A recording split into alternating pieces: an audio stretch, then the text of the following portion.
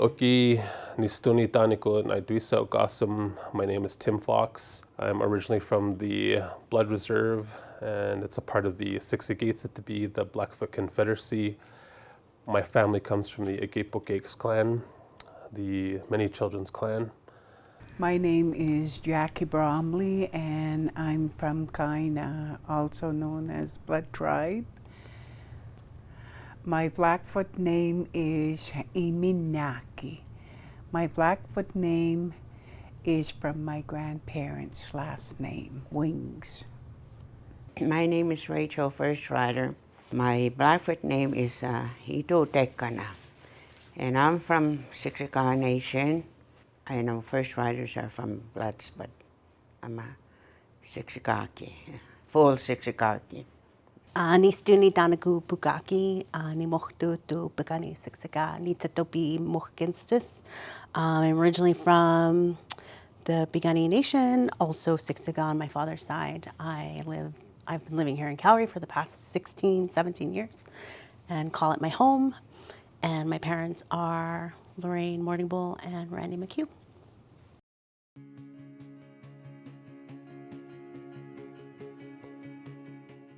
Recently, the rest of society has been learning a lot about truth and reconciliation.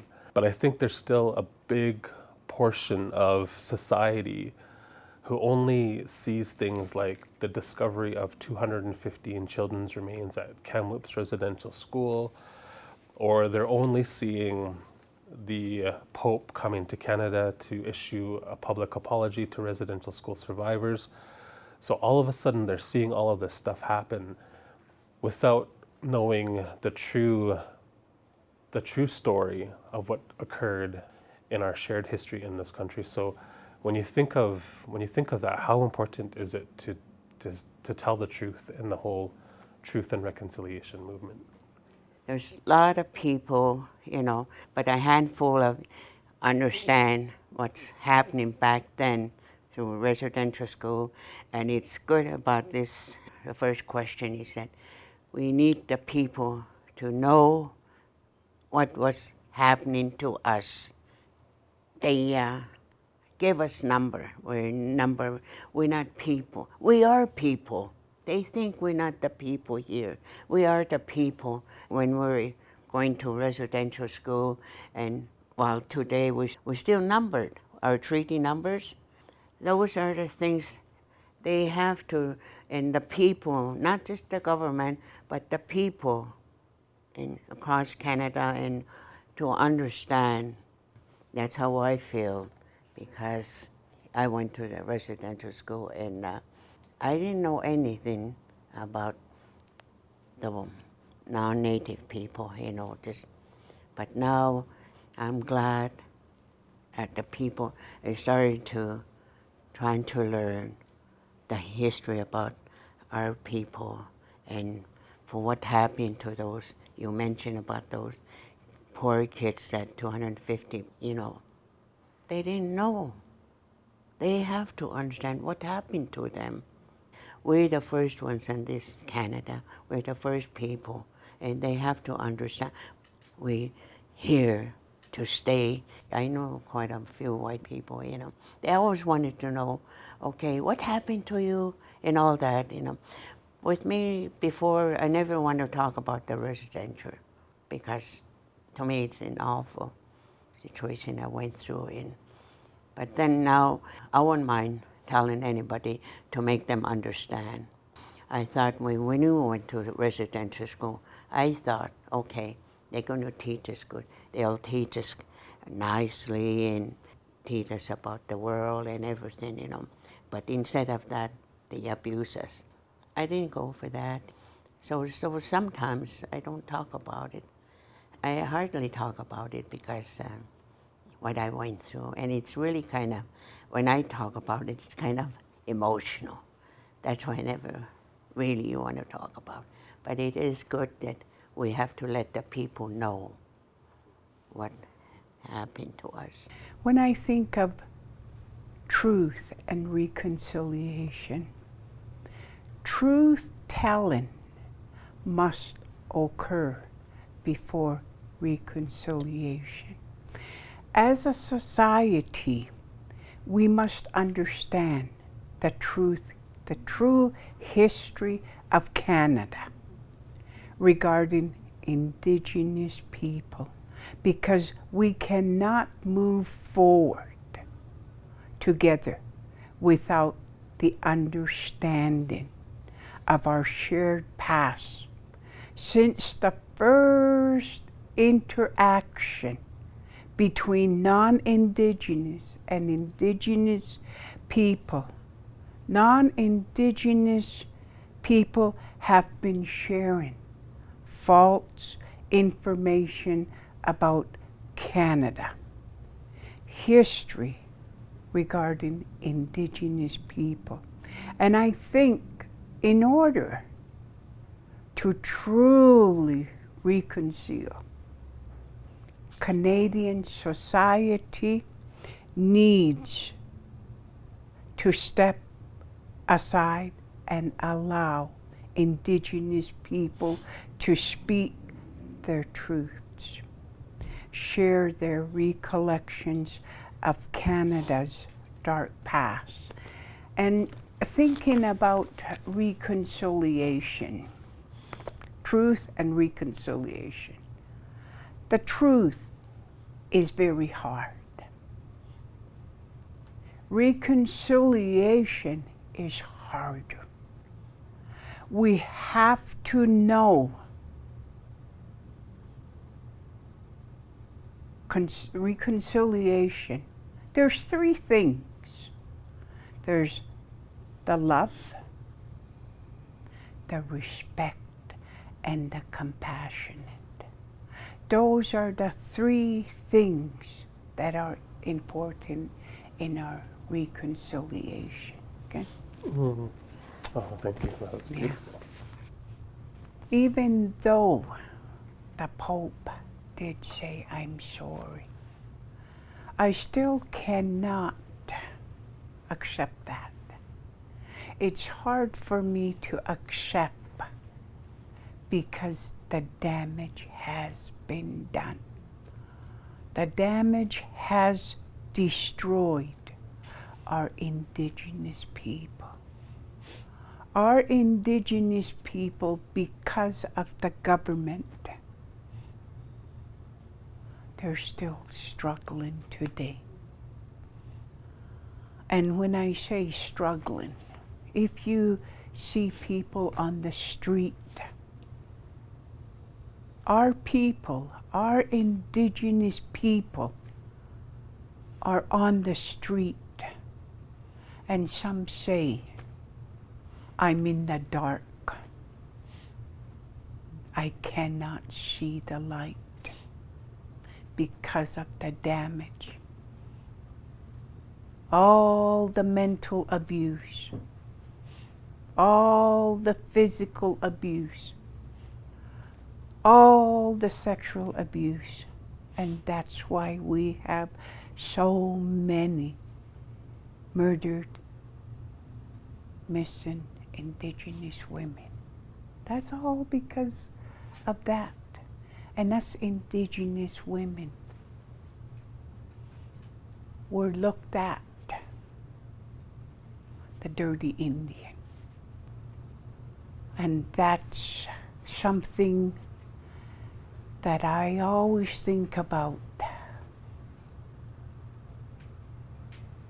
when I think about what the government did to us.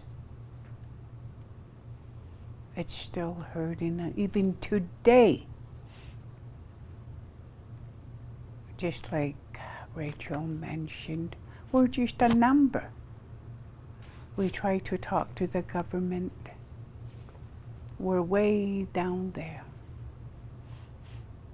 or they won't listen.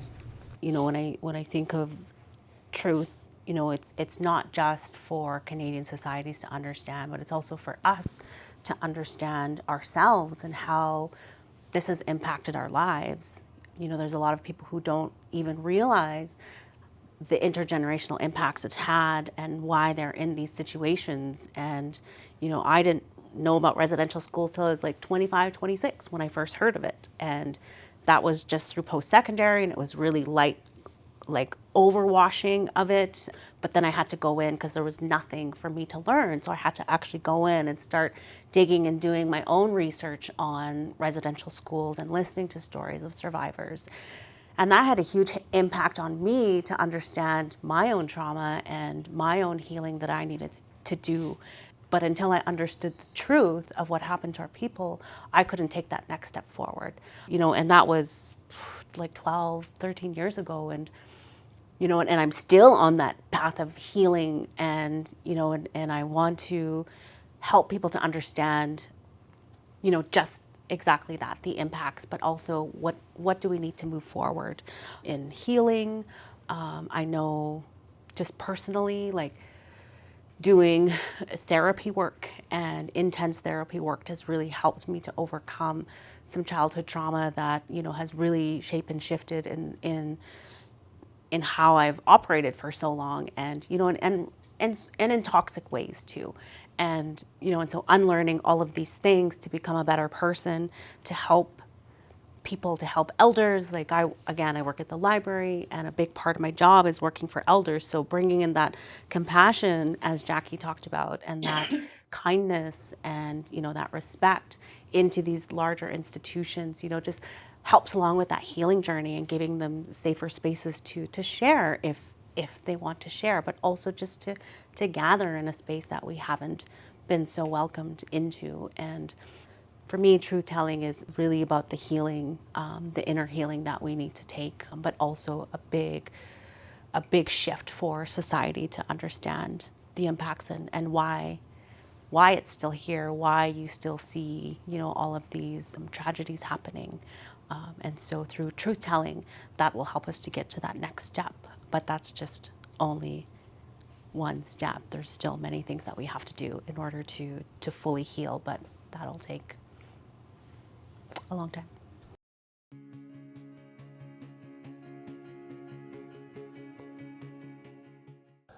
For me, when I think of like values of respect and compassion, I think of how I was raised. So I was raised with values of kindness and respect. My grandma always said, make sure you have respect for your elders. My parents always instilled that in me. Have respect for your elders, greet them, never refuse food if you're offered, things like that. Those are the values I was raised with.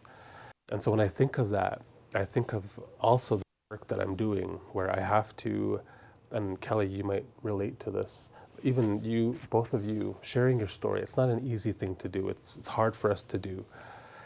And so when I get into that way of thinking on those hard days, what I do is I lean back on this and I go home and I light my medicines, or I call my parents, or I call my elders. That's what gets me through. But I feel like those are Indigenous, those are our ways.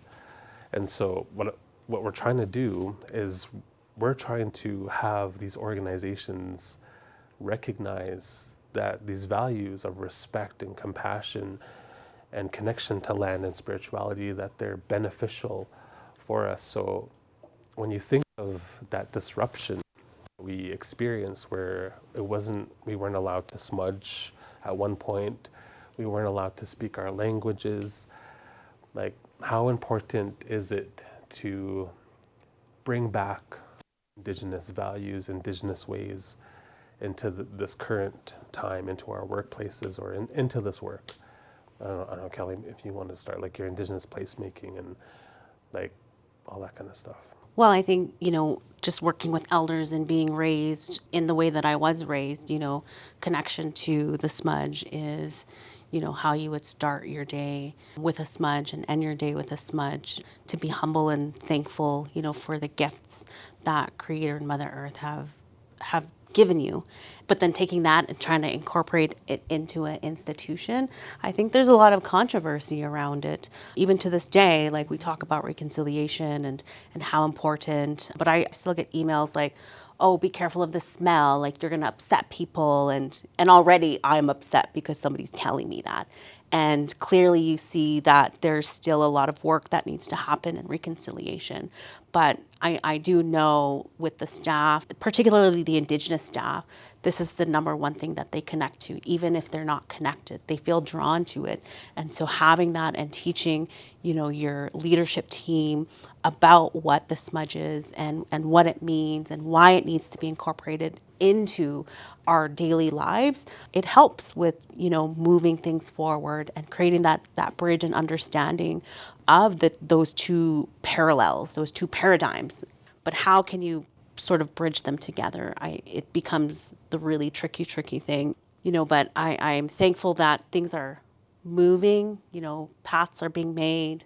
You can smudge in a lot of institutions now with, some things in place with facilities and all of that.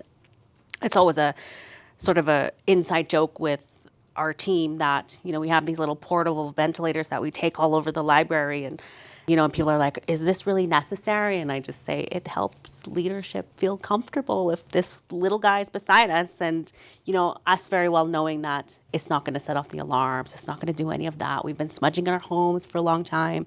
But again, yeah, just incorporating that into your workplace. I think it creates that inclusivity. Having prayers at the start of meetings, grounding ourselves, centering ourselves, setting up the tone for the work that's going to be done.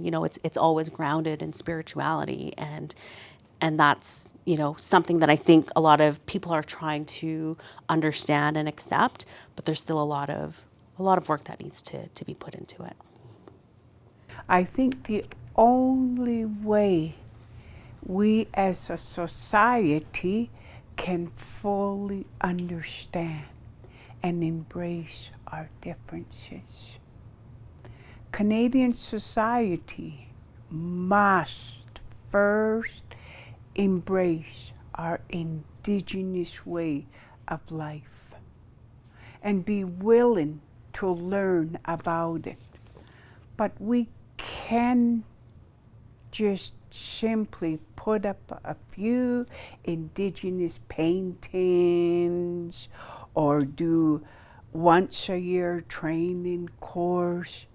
People employed within these organizations must have the heart and willingness to embrace and continue to learn our Indigenous culture.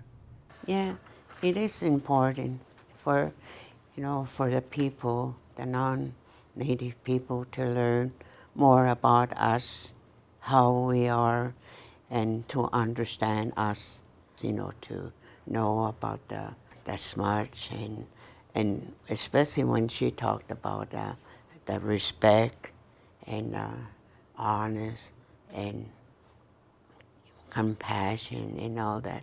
Us Indigenous people, we're passionate people. We love people no matter who it is. Well, to me, I would say forgive your enemies. That's what the Apistoke, honey. Forgive your enemies no matter what, but just pray for them and forgive them. And forgiveness is the most important too. And that's what it's all about. You have to really understand us. We're not just some people. We're people. Like I always say, we're the people. And that's how I feel about this. To continue about everything, to know.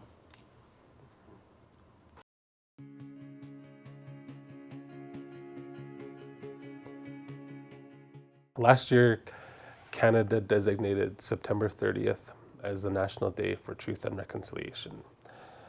So when you think of everything that we just talked about, the importance of telling the truth, sharing our stories to the rest of Canadians when they only hear about these recent things that are being discovered or this apology that's happening, what does designating one day to focus on that? What does that mean to you? And I know there's lots of people who are excited about that, they support it, but then there's also other people who think that it's just a day, but it should be every day. Like, people should be talking about this every day throughout the whole year.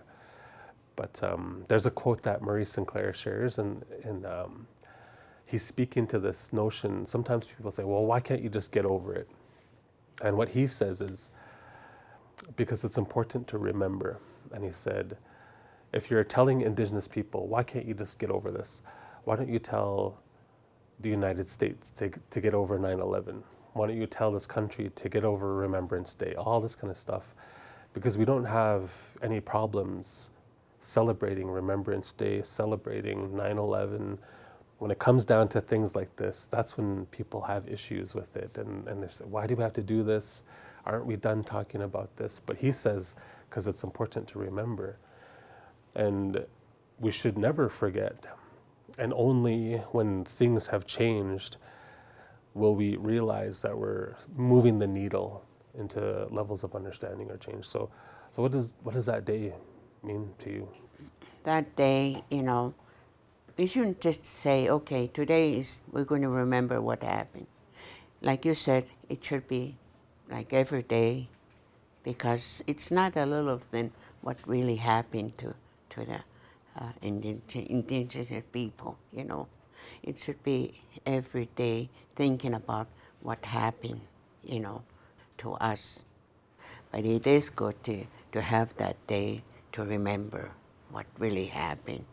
But it can't be just one day. While for me, that's going to say, okay, tomorrow I'm going to forget about it. It's done. And no, it's got to be keep going, keep thinking about it all the time, because it's a really, really sad thing to what really happened, about everything, And still a lot of survivors, and, they think about, it is a sad thing, but to celebrate that, even to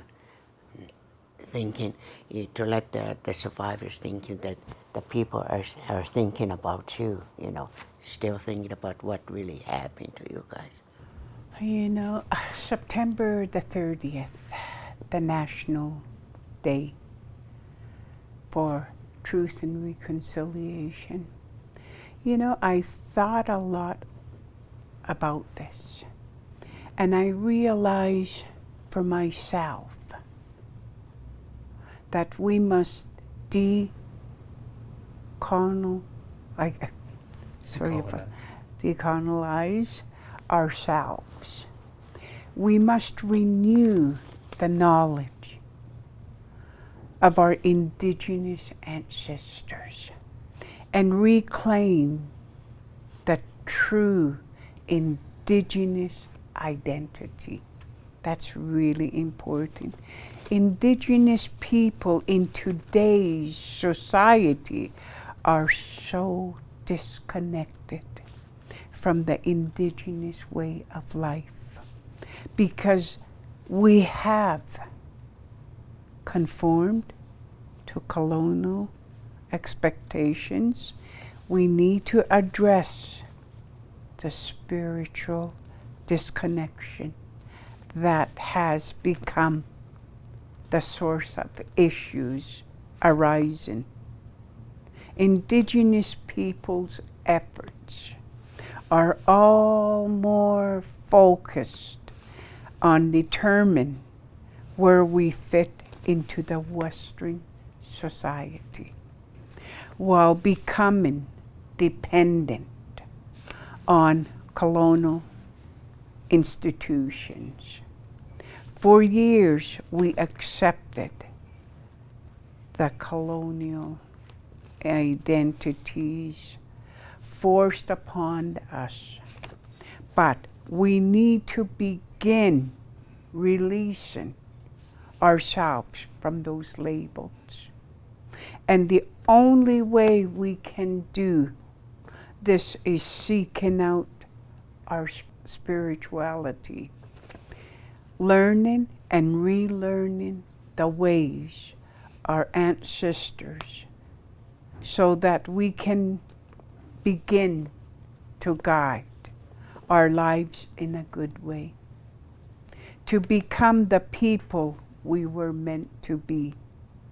So this is what the National Day for Truth and Reconciliation means to me, is returning to my Indigenous ways and relearning my truth and my people's truth, striving to live the life of my ancestors. That's what I think of. Thank you. Kelli. Bukaki.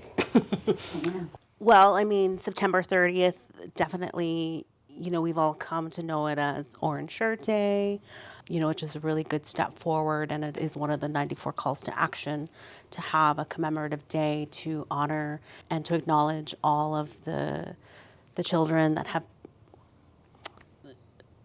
the children who never made it home, and to all the survivors. I think it's a small step. Again, these are really tiny steps, but I think it comes with a lot of strength behind it. You know, we as Indigenous people can come together and you know, really bring that compassion, you know, to our communities to heal together. Because I think we're all in this space where we're trying to heal, and we're all at different journeys in where we're at in that.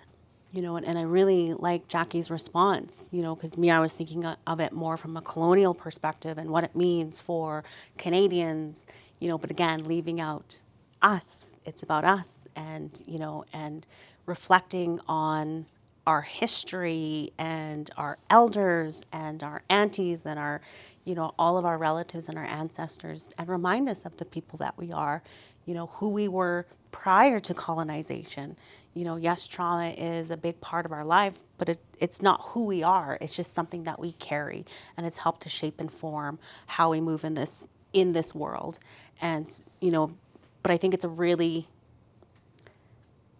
a good step forward for Canadians to understand that this is still a thing in our society, and we still have to work together. And, you know, we can't go without both parties. We can't heal without, you know, educating Canadians on the history of residential schools and that impact that it's had for many generations. And so also, it's a day for us to rest. You know, it's a day for us to rest and reflect and not have to worry about educating or anything like that. It's just a day for us to be with each other and to start a path of healing, or continue, or to teach others, you know, what it is, but to come together as a community and, you know, and just embrace and love one another.